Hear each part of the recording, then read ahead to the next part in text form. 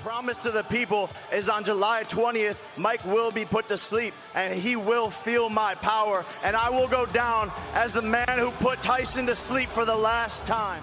Jake Paul is in critical condition after a brutal punch from Mike Tyson that sent him straight to the mat. One punch, and Jake's out, folks. Now, you might be thinking, wasn't this supposed to go down on July 20th? Well, let me fill you in on the twist. At a press conference in Dallas, Jake couldn't resist running his mouth, taking it way too far. He taunted Tyson, saying, "I'll bury you next to your daughter." Yep, he went there.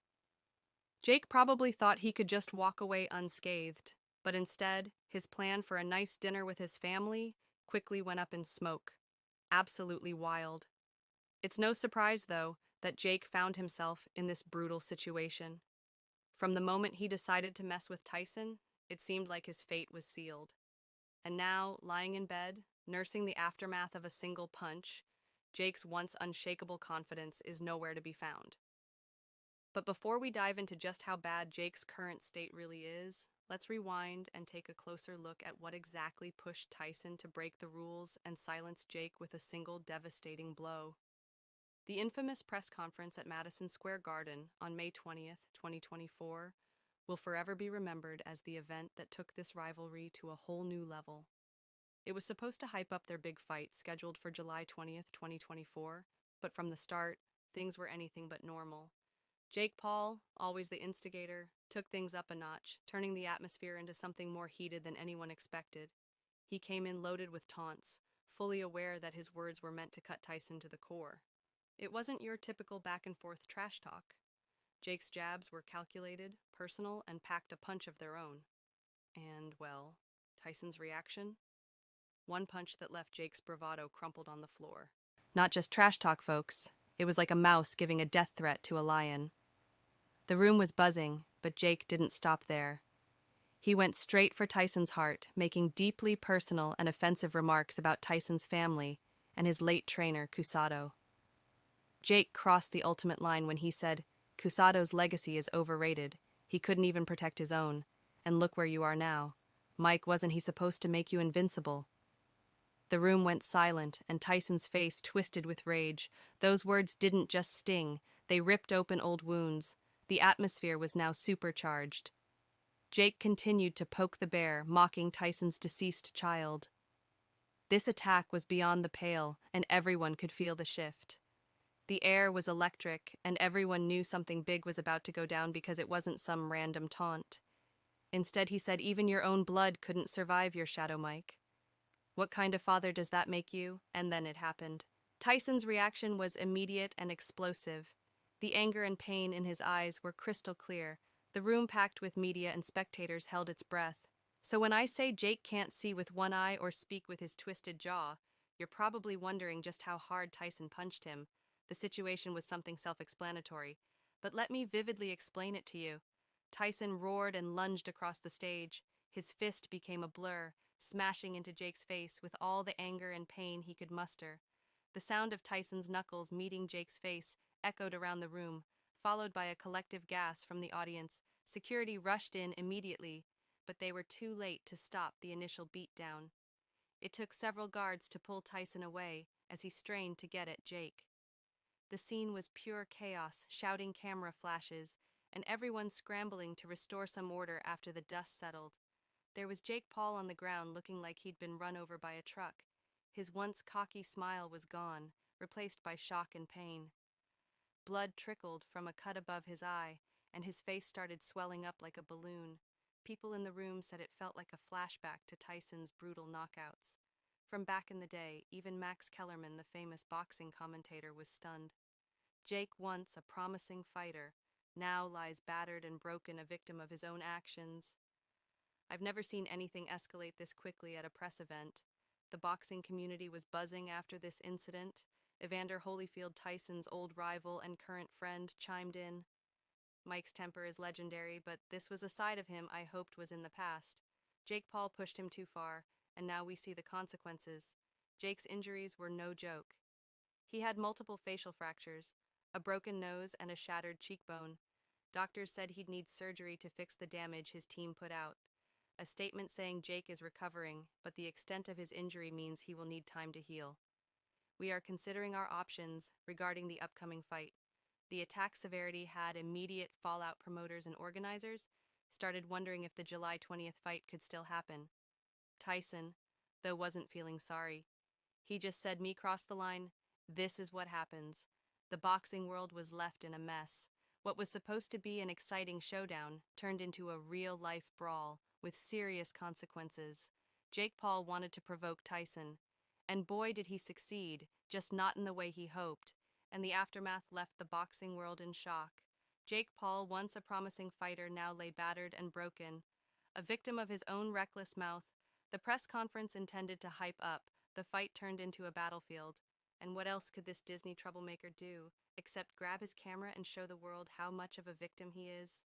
Jake took to social media to whine about his frustrations and show off his vulnerability. Literally had to pay them a lot of money for no reason. And I'm like, it just pisses me off. He ranted during a live stream, his voice shaking with a mix of anger and sadness.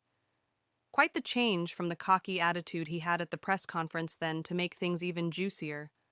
Jake started claiming he had fake injuries. He posted videos of himself with a cast and bandages saying he was seriously hurt from the attack. But those claims quickly fell apart in one video.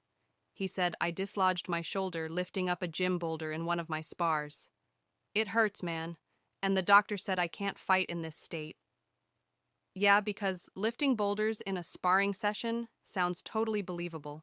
People had mixed reactions. Some fans felt sorry for Jake, thinking he was just a victim of Tyson's uncontrollable rage.